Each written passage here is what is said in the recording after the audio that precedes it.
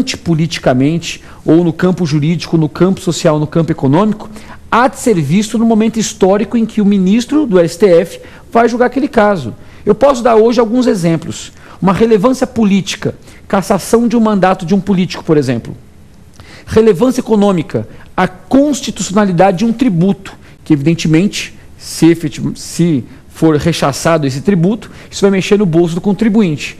Uma relevância social, a legalização do aborto, por exemplo, células-tronco, que até pouco tempo atrás estava sendo discutido, uma questão religiosa, uma relevância jurídica, o controle de constitucionalidade de uma lei. Então, na verdade, não há hoje os motivos que levam à relevância política, econômica, social ou jurídica. E simplesmente nós vamos ficar com o substantivo. Mandou muito bem o legislador nesse sentido, de não circunscrever quais são os casos que têm repercussão. Porque cada caso, o magistrado, leia-se ministro, no caso concreto vai verificar, estabelecendo-se uma súmula. O que é importante nós entendermos em relação a isso?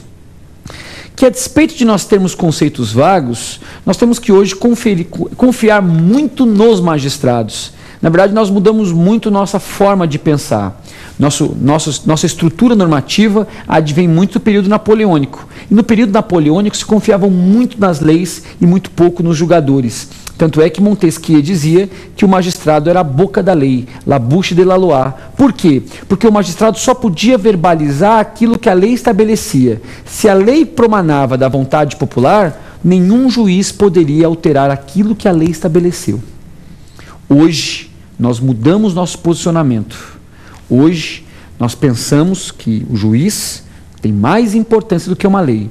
Tanto é que é clássica aquela lei, aquele brocário que diz o seguinte: entre uma boa legislação e um bom juiz, prefira sempre o segundo. Porque se eu tiver uma má legislação com um bom juiz, o bom juiz resolve o problema. Agora, se eu tiver um mau juiz com uma boa legislação, ele não vai conseguir aplicar a lei no caso concreto. Prosseguindo. Na verdade, nem sempre é fácil nós estabelecermos a questão política, econômica, social ou jurídica. Basta vocês pensarem, meus amigos, um ministro do STF, para que ele seja ministro do STF, ele tem que ter, além de mais de 35 anos, notável saber jurídico. Vejam, ter notável saber jurídico não quer dizer notável saber social. A despeito do ministro do STF ser um órgão do judiciário, ele deveria, e não é uma crítica que eu faço ao STF, ter conhecimento social do nosso país. Só que isso é fisicamente impossível. Não queira saber que o ministro do STF tenha conhecimento de todas as mazelas que passa o Brasil. E evidentemente que isso é um reflexo importante para que se entenda se aquele caso haverá ou não repercussão geral. Agora eu pergunto a vocês, como é que um ministro do STF, detentor de notável saber jurídico, pode saber se a questão da legalização de um aborto numa determinada situação tem ou não repercussão geral? Pergunto mais a vocês, como é que o ministro do STF, que é o guardião da Constituição Federal, que atinge a quase 200 milhões de pessoas, pode saber se a criação de um tributo na cidade de, por exemplo, de Guaxupé, minha cidade, capital de Minas, fala de brincadeira isso, como é que um ministro do STF pode saber que na cidade de Guaxupé a legalização, a constitucionalidade, a discussão sobre um determinado tributo pode ou não causar repercussão geral naquela cidade? Então vejam, nessas situações é muito complicado saber o que o ministro do STF pode, porque a sua distância para com o fato é muito grande. Para unir esses fatos, para poder, na verdade, diminuir a distância entre o fato jurídico a ser analisado e o ministro do STF, é que se também desenvolveu, além de outras fontes normativas, o amicus curiae. O que é o amicus curiae? O amicus curiae é o amigo da corte, ou o amigo do tribunal, da tradução livre. É um sujeito que não tem interesse jurídico na causa. E veja que interessante, é um dos únicos terceiros que ingressa em processo, mas que não possui interesse jurídico. Seu interesse é institucional. Ele age como se fosse um perito. A sua função, a função do amicus curiae, não é ajudar uma das partes, mas ajudar o processo.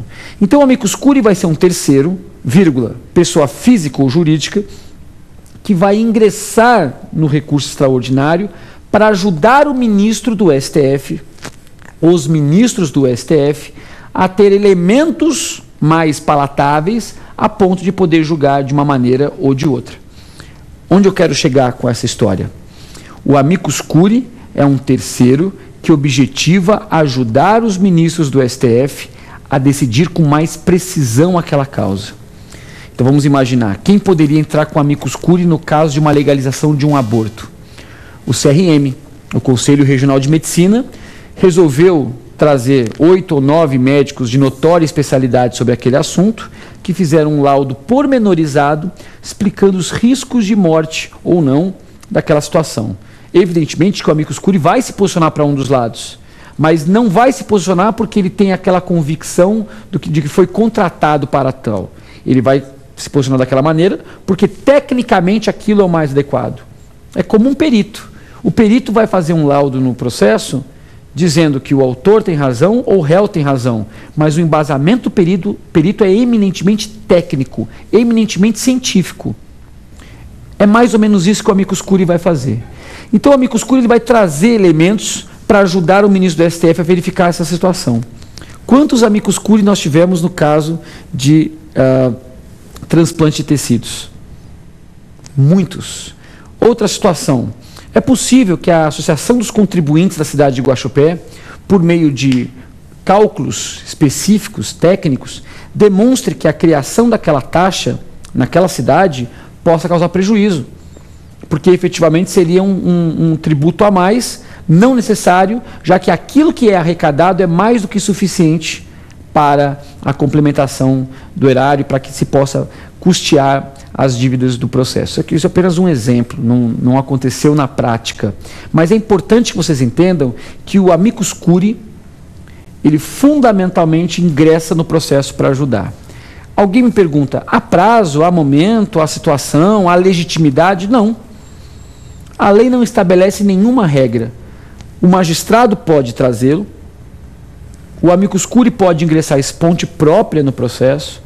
É possível até, apesar de ser mais incomum, que uma das partes indique o amicus curiae, mas a única exigência que a lei faz é necessário ter um advogado. O amicus curiae tem que ser assistido por um advogado. Futuramente o senhor, meu amigo, porque sem advogado não se faz justiça, já dizia um adesivo. Não é isso? Uma brincadeira, evidentemente isso é o advogado à luz da Constituição Federal, artigo 133, é essencial à administração da justiça. Dando prosseguimento, amigos, vamos trabalhar um pouquinho com o modus operandi da repercussão geral. Primeiro ponto importante, quem analisa a repercussão geral? E eu respondo a vocês, Supremo Tribunal Federal.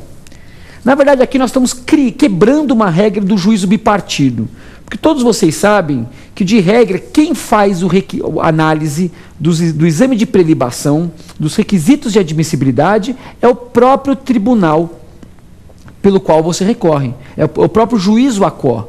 Ou seja, o tribunal que conhece, que deu a decisão, é quem vai fazer a admissibilidade e depois quem analisa o mérito é o Supremo Tribunal Federal.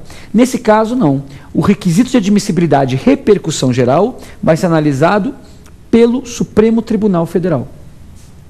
Mas vejam, não é o Supremo Tribunal Federal ou qualquer ministro do Supremo Tribunal Federal que pode constatar a existência ou não de repercussão. É necessário que haja plenário, decisão de plenário. Ou seja, é necessária a reunião de todos os ministros do STF para que se possa constatar, naquele caso, se há ou não repercussão. E mais, além de ser decisão de plenário, é necessário quórum qualificado. Não basta a maioria simples. Então vamos entender isso. Para que se negue a repercussão geral, nós temos 11 ministros no STF, é necessário o voto de 8 ministros. Repetindo aos senhores, para que se negue a repercussão geral, é necessário o voto de 8 ministros. Se 7 ministros falarem que não há repercussão geral, há repercussão geral. Se 6 ministros falarem que não há repercussão geral e 5 falarem que há repercussão geral. é necessário que 8 ministros neguem a repercussão